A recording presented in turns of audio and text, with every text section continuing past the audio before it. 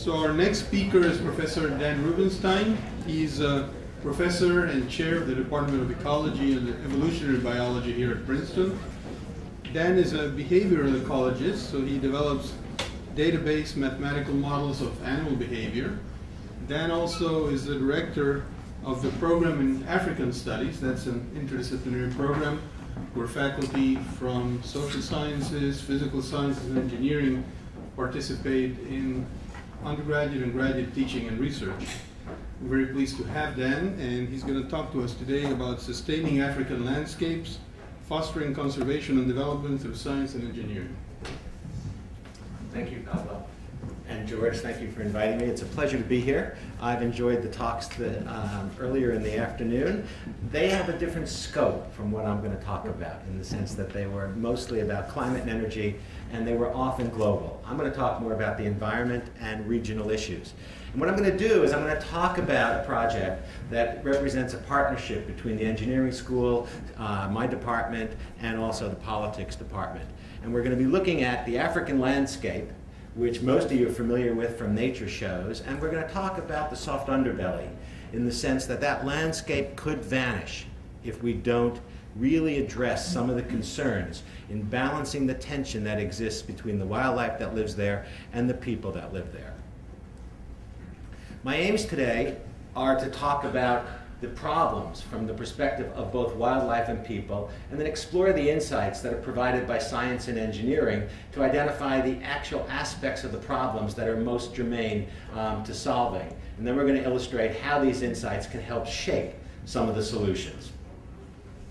The problems facing wildlife, as typified by two species of zebras, the animals that I study, but they're flagships for wildlife in general, is that their ranges are shrinking due to the impacts of people on a continent-wide basis. So you can see the circles represent the historical ranges of the mountain zebra, the plains or common zebra, and now the endangered Grevy's zebra.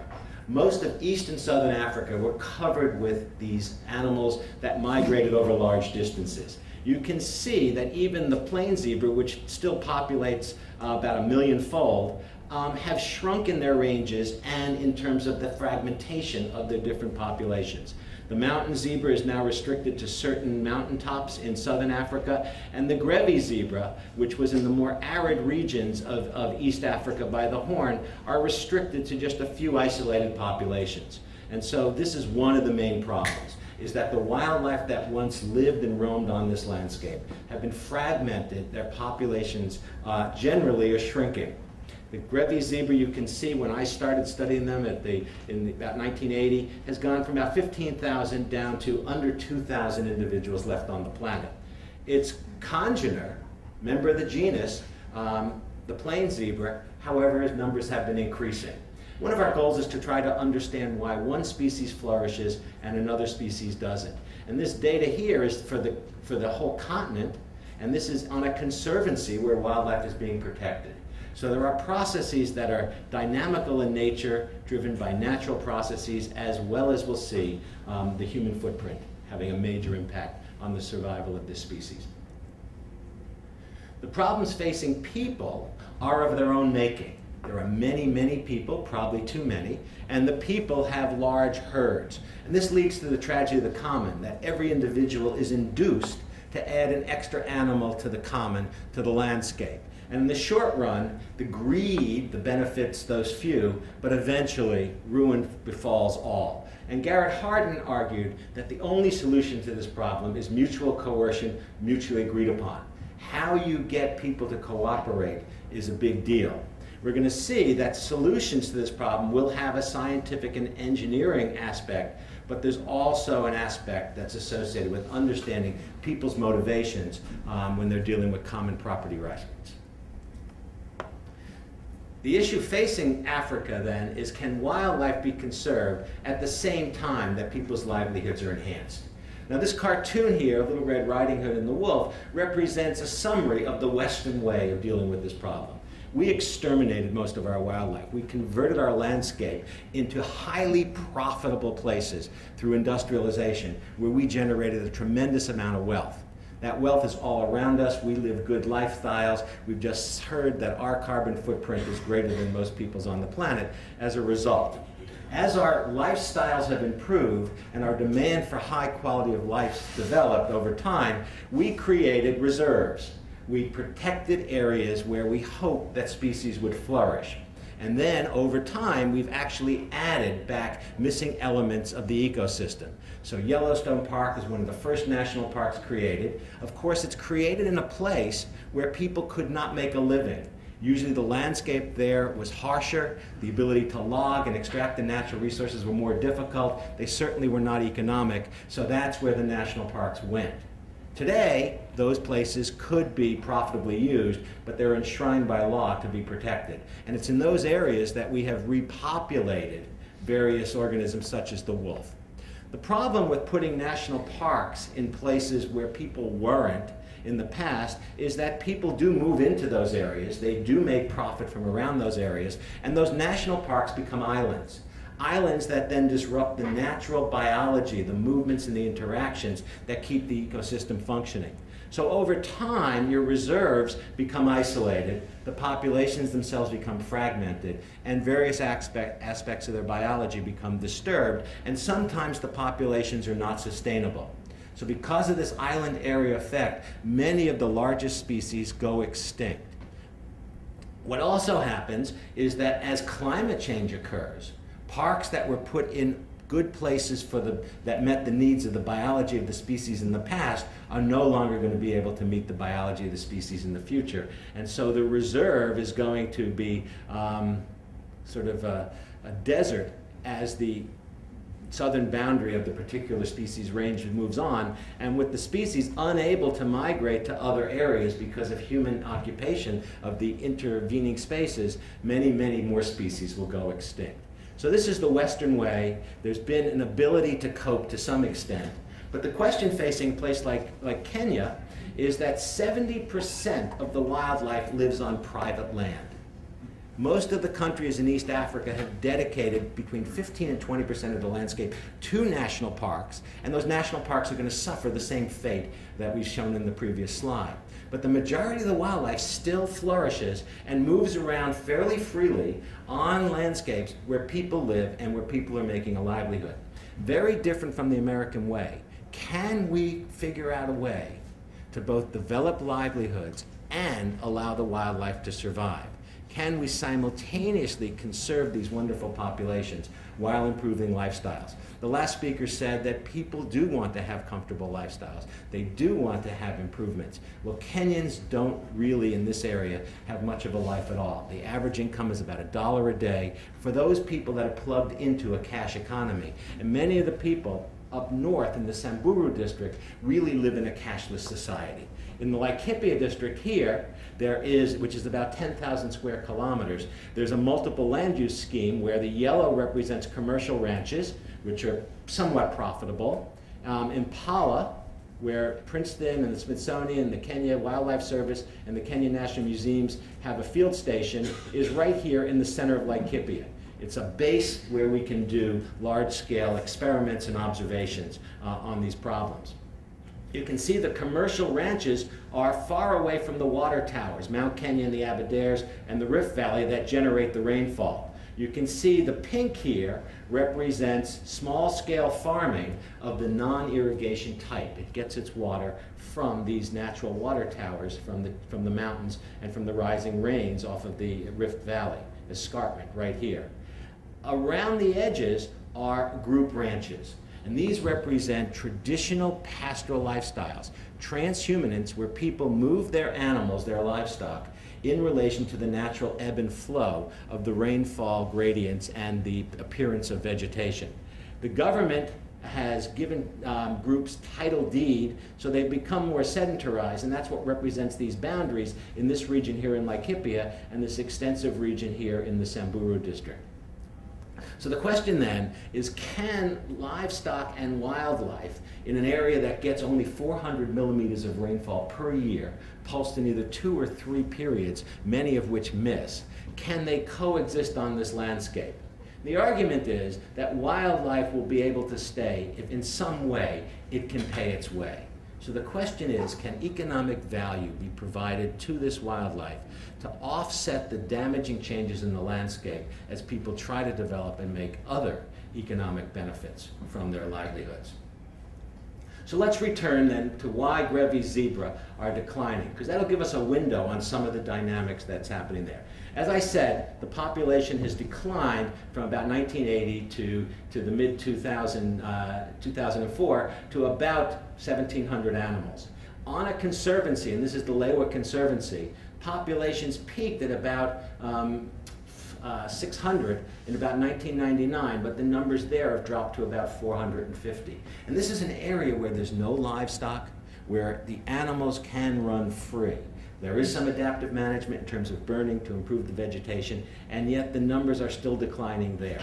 So what is going on? Well, the first thing a behavioral ecologist will look at are Darwin's hostile forces. What are the natural processes of competition, predation, and disease doing to the species? And then secondarily, what are people and their herds also doing to the species? So over the years, we've been doing projects, and we've been trying to identify what is the competitive relationship between the two zebra species themselves. And what this graph illustrates is that as plain zebras become locally abundant and dominate Grevy zebra, the intake rate, the amount of vegetation that's clipped by the Grevy zebra, declines statistically significantly. Therefore, the ability of the Grevy zebra to sustain itself, to fatten itself, to be able to produce milk and to produce babies, declines as plain zebra numbers increase. As Grevy zebras locally dominate Grevy zebras, there is no statistical relationship. So there's an asymmetric form of competition. That as plain zebras become abundant, Grevy zebras take it in the shorts. This is the southern edge of the Grevy zebra's natural range, and the plain zebras do locally dominate. Strike one. What about predation? Well, we've been able to develop techniques using ordinary light microscopy to look at the hair in lion dung to be able to identify bovids from zebras. And we can see that the plain zebra and the Grevy zebra have slightly different and statistically significant sizes, the width of the medulla and the cuticle, and therefore we can identify what animal hair is in the dung of the lions. So we have 50 lion scats from 31 different kills. 93% of the scats contain zebra hair, 68% of the scats with zebra hair contain Grevy zebra hair, and 50% of the pure zebra kills are Grevy zebra. Given that the Lewa Conservancy has 1,600 plain zebras and 400 Grevy zebras, this 50-50 balance represents a statistical bias, a preference of lions for the Grevy zebra. So strike two against Grevy zebra. And the third factor is disease and parasitism. And at least with respect to macroparasites, the worms that inhabit the guts of the zebras, the Grevy zebra is less heavily parasitized than the plain zebra. So there's one benefit that the Grevys have over the plain zebra. But 2 out of 3 of Darwin's hostile forces are applying and making life for Grevy zebras difficult. Why is this so? It emerges from the basic biology of the social systems of the two species. The plain zebra, females bond to the male and live with him for a long period of time. It's the so-called harem group, or more technically, the uni-male, multi-female group. In Grevy zebras, females don't bond to each other particularly strongly, and they stay apart from males except to mate. So the dynamics of the social interactions are very different, and a lot of our research has been to try to figure out why these social tattoos are different. Well, it turns out that the plain zebras benefit from living in harems because females choose males based on what they can get from the males. The males give females material rewards. Basically, the males are highly vigilant to protect their sexual self-interest. And as a consequence, they keep other males away. They don't harass their females if they're dominant. And as a consequence, females can forage more efficiently if they choose a good male to associate with. So females, as individuals, bond to a particular male. If he loses rank, loses ability, they vote with their feet and they go. So they live for a long time with males when males are studly. And as a consequence, females get to forage more efficiently, and the male vigilance protects them against predation. So females, looking with this male here, are doing pretty well. If it's so good for plain zebras to live in these groups, why then don't Grevy zebras live in these groups? So why don't they form harems? And the reason is The Grevy's zebra live in more arid habitats, generally, where food and water become more widely scattered. And because of their increased body size over the plain zebra, not every female has to drink every day. So the females without young foals leave the areas that are overgrazed and head off to the areas where there's plenty of vegetation, sometimes 2 or 3 days walk away from water. Whereas the females with young foals have to drink every day and stay near water. So as a consequence, the social fabric amongst females is torn. Not all females can stay together to benefit from the protection of the male, and the male says, forget it. Males instead set up territories along routes to get to these high-quality water points, and hence it's still a polygynous system. Males will mate with many females, but the relationship among males and females is much more ephemeral. As a consequence, it's one of the first examples of a social system leading to differential predation. And this then leads to the fact that as they move south into the plain zebra habitat, plain zebras outcompete them, and the higher abundance of lions in the mesic habitat make this social system somewhat less good, leaving females vulnerable to high mortality. So now what about people? Well, people live on this landscape too, and as we'll see, the major driving variable that matters is water. Because the people sometimes boma eyes and fence off water to keep wildlife away, and during the daytime, their herds monopolize water as they come in as a continuous stream. So what is the consequence of all these herds on the functioning of wildlife on this landscape? Do livestock herds disrupt ordinary, normal Grevy's zebra behavior? The answer is that it does. And the reason we found this out is we created a scout program. We cannot go into this area and get the data ourselves. The landscape is too rugged, there are no roads. If we drive around in four-wheel drive vehicles, the zebras are going to scatter. So we hire 2 women and 1 man in each of 8 communities to go out and gather data on their normal daily round. They're given check sheets in Swahili with icons. They're trained. As the women collect firewood and water, if they see a zebra, they write down a bunch of ancillary facts about the habitat and the activity and the age and sex class of the animals. Males do the same thing as they move their pastoral herds around on the landscape. We then do the data analysis. We give them a Garmin GPS, which becomes a talisman and gives them high status, and we make presentations of the results to the community. This is absolutely critical, because if I went in and got the data and then explained the data to someone, they wouldn't necessarily believe it. But when the scouts say, I now understand my zebras, and they present the data to us and then we interpret it and present it back, if the news is not so good, it's news that's believable because it's based on data that they have gathered. So they become really interactive para-ecologists. They get income, about $3 a day, and they work 2 days a week, which comes out to about $300 a year.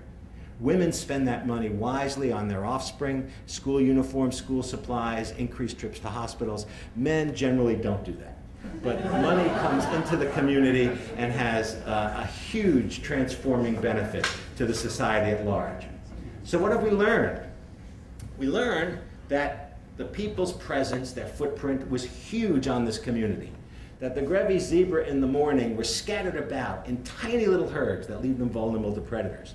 By evening, they're in large herds, and of course when you talk to the people at the workshop, they go, sure, Mr. Simba here is the real problem, that's why they come together in groups. They all understand that. But then if you ask them, well, why by late afternoon are they hanging around in big groups when the lions are not active? They kind of look at their feet and go, that's probably us.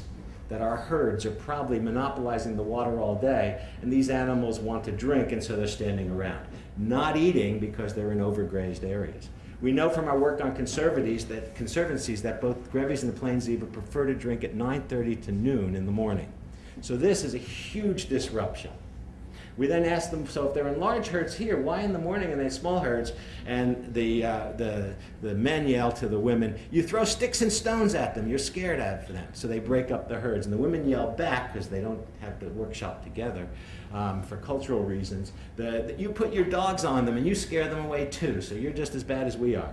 And so they definitely know that their behavior is having an impact. We also picked up, quite surprisingly, that when we looked at the females without youngsters, okay, so there's no little babies here, if we assume the herds are on the best grazing, we see very few females that need to fatten up and have their next baby on the best grazing. 70% of them are on the poor vegetation. So this appears to be a second smoking gun, that females are not building up their reserves. They're not able to be able to have a baby at the maximum physiological rate, so the interbirth interval is increasing. So this is what it looks like, that all on average, only 30% of the sightings of females without babies are with livestock. So we do this presentation to the communities, and after we've done it for 1 year, we come back and we say, you know, it hasn't really improved. And one day the Marani, the warriors, stood up and said, "Professor, we have changed our ways." And I said, well, you know, we can test that by looking at the data in the subsequent year. And sure enough, in the subsequent year and continuing on, now 50% of the observations, especially the non-lactating females, are seen with livestock. So they're sharing the landscape. And as a consequence, we see a much more balanced pattern of arrival at the watering holes and in terms of herd sizes. So within 18 months of dialogue with people, we've been able to change the behavior of people, both their economic benefits and their participation, where we're seeing a much healthier picture on the landscape, where the Grevy's zebra and the livestock commingle. But it's only a beginning. We're talking about 8 communities. We're talking about 3 families in each of the communities. Now, they do spread the wealth quite widely amongst these families. It's what I call the family tax. Congress doesn't get involved in this. Your expectation if you have money is you spread it. And so we're hitting about 24 families out of many thousands. So it's only the beginning.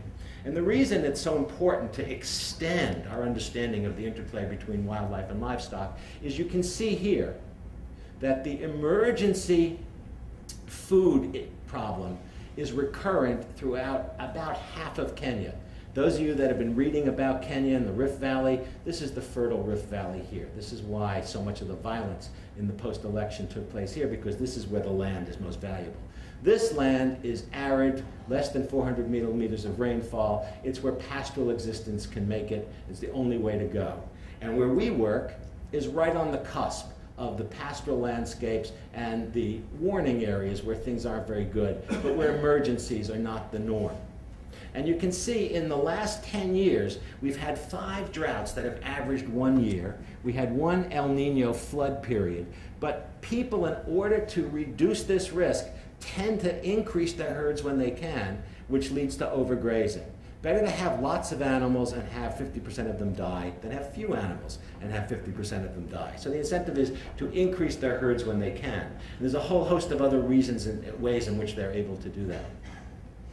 So in order to provide some solutions, we need to better understand and manage the lands that the animals move about on and to understand the water cycle. And this is the projects that I've been involved in with the engineering school here at Princeton. The first is the challenge of understanding animal movements. It's incredibly difficult to see animals on a landscape when they're widely scattered and moving large distances in a fine-grained way so we can understand what they're doing in complex habitats. As a consequence, we've worked with members of the Electrical Engineering Department, Margaret Martinosi and Vince Poor, to develop ZebraNet, a mobile sensor network of GPS tracking collars. They worked for a while. They haven't been totally perfected. But here's one of our zebras wearing the collars. We have portable base stations, permanent base stations where we can track the animals and put them in real time on computer displays for the public to see. The logic is this, that we have a base station, but if each animal has a GPS collar and a radio so that it can talk to each other when it gets inside a critical distance, then it can percolate the data back to the base station, even if this zebra's home range is nowhere near the base station. So it becomes a very efficient way to get wide-moving animals spreading their data back to us. And these are sort of the behavioral questions we were able to answer, even with the limited survivability of the collars.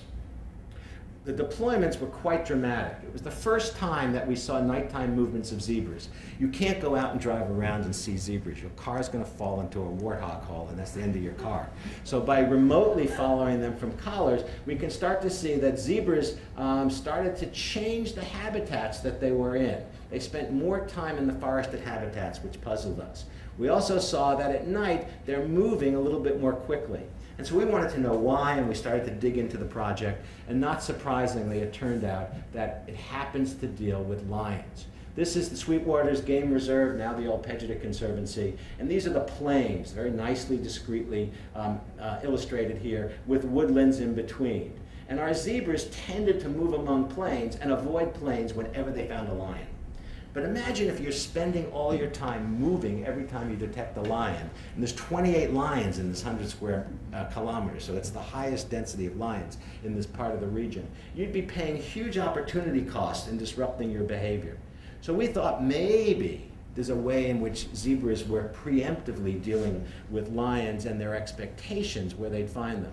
And so we started to examine that, and we started to ask, what are zebra movements like on the plain? And you can see at night, when lions are active on the plain, the zebras are moving much more quickly than they are during the daytime, when they're just sauntering around grazing.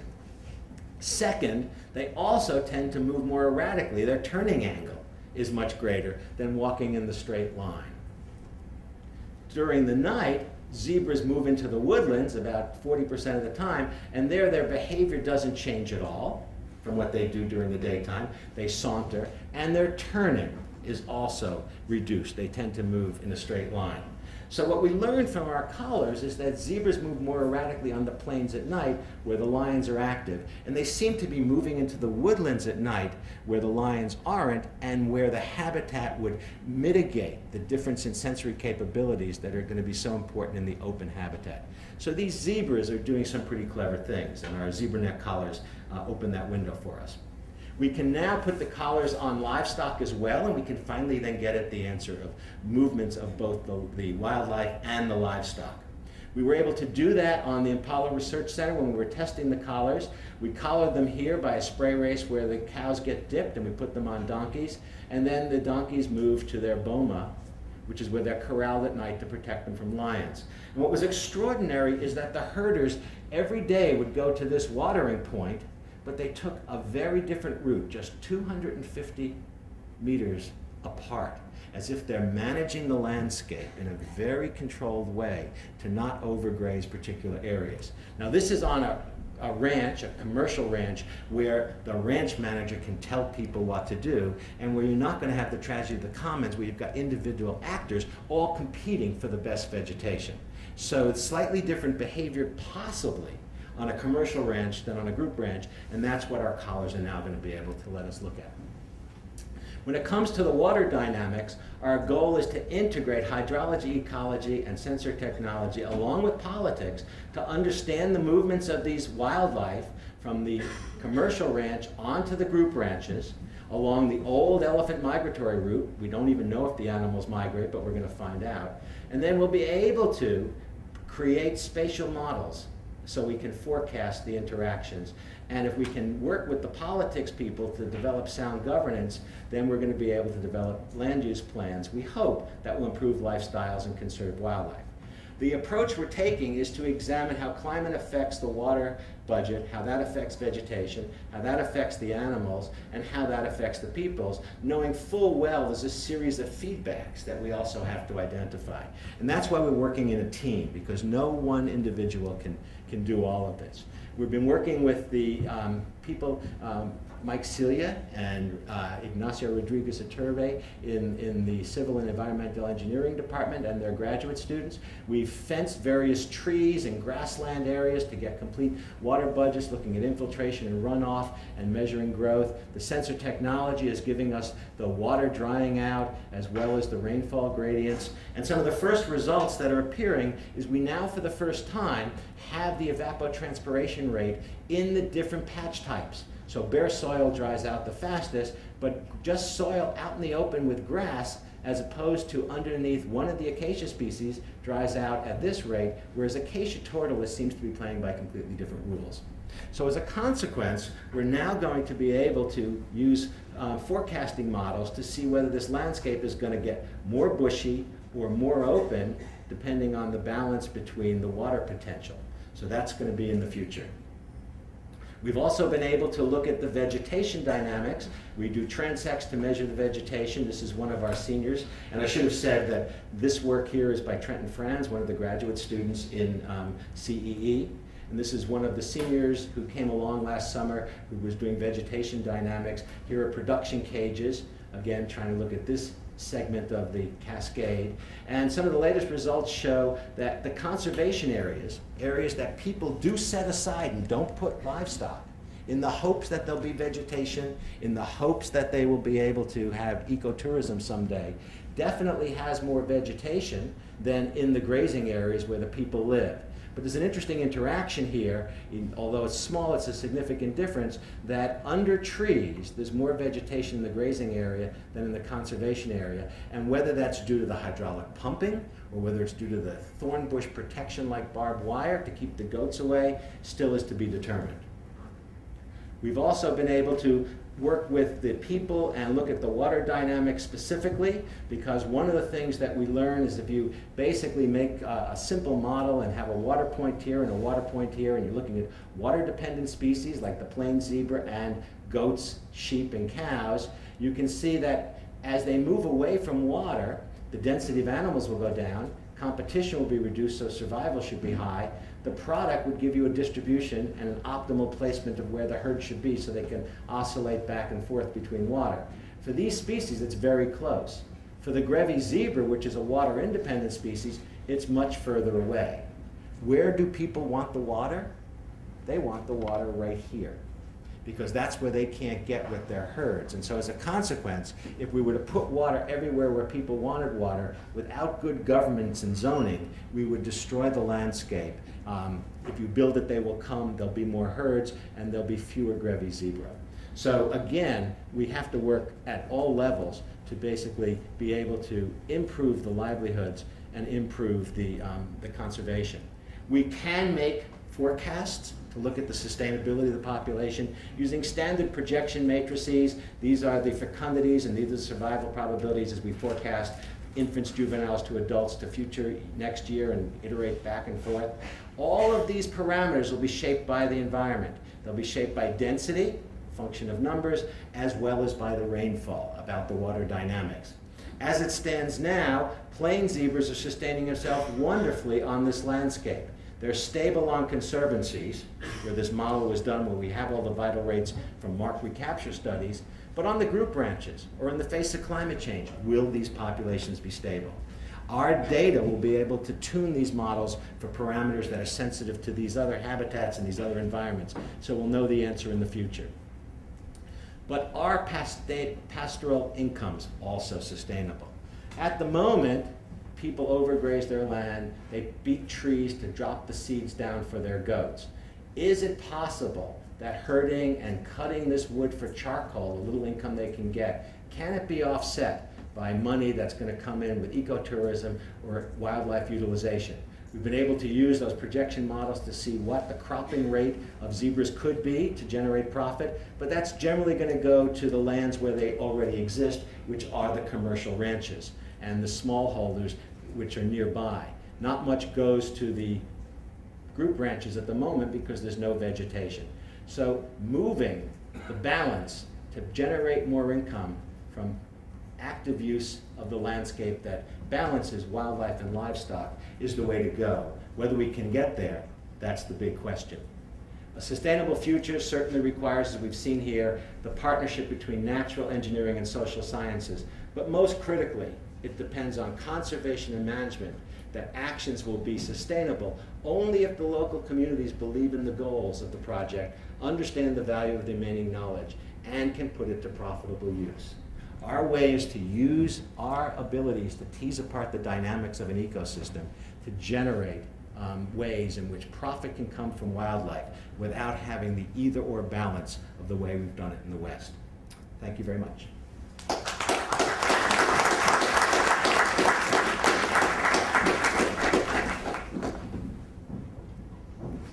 You said the villagers modified their behavior and helped the survival of the zebras, but why? Why do they care about them?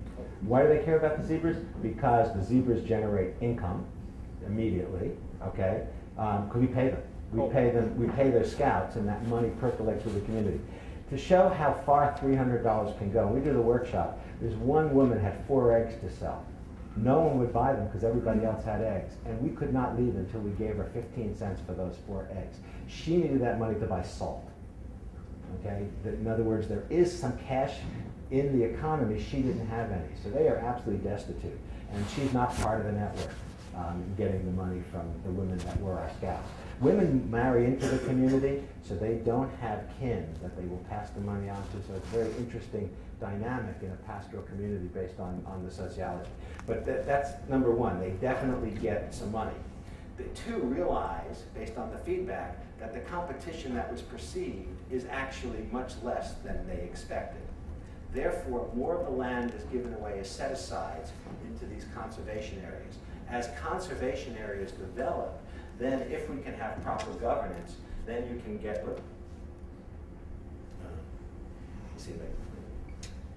then you can get that picture of the ecotourism, which is from a place called Ilingwesi, where they have set up zoning and where they make about $36,000 a year net profit, which goes back to the communities that don't live in the conservation area. So each family makes about $100 a year just by being stakeholders in the company. So that's a larger scale by which the wildlife, if it sustains itself in the short run, can lead to greater economic gain in the midterm. Denise? I was just wondering whether there's any way for them to directly make money from the zebras. Could they eat them instead of their livestock? Or? There's no markets, okay? Now there was for a while some wildlife utilization that for culling. A zebra is worth about $250, but you have no way to deal with the meat. You have no way to deal with the skin. There's very few abattoirs. There's no market for meat in Kenya. There is in Tanzania. So for a while in Laikipia, the Laikipia Wildlife Forum allowed cropping. The government allowed 10%. Our models show that's not stable, that the population will go extinct.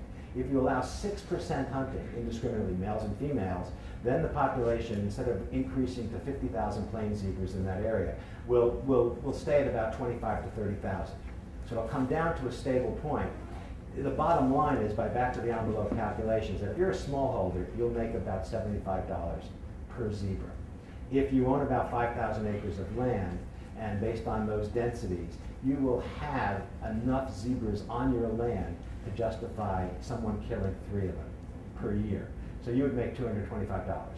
But the government shut down all cropping, shut down all trade, so that money is now off limits. But if utilization came back, then they could make money on that. Kenya, unlike Tanzania, does not allow sport hunting. A lion would be worth about $20,000. Okay, if you had a German tourist come in, which is what most of the tourists are that hunt in Germany, in Tanzania. So sport hunting would generate more money. But the government doesn't want to go to a market because then you get a black market and poaching will go up for very poor people. So it's a double-edged sword. Jim? I see you use a lot of statistics in your studies. How do you determine there are 14,000 zebras in Kenya? How is it? That's done by aerial counts. Okay, so there are grants and the government flies every 2 years. Now, there's a big debate in the Kenya Wildlife Service. Do you do total counts or do you do sub-counts and do the estimates? But the numbers tend to match when you drive around and you do local market recapture estimates in smaller areas, that the overall counts do match. So you don't do it like the Gallup poll, you sample a few and that's right, yeah. Most of us would prefer to do it that way, but the Kenyan government believes in total counts. So the problem with total counts is zebras you can count, the brown skin bovids you often miss. Okay, thank you.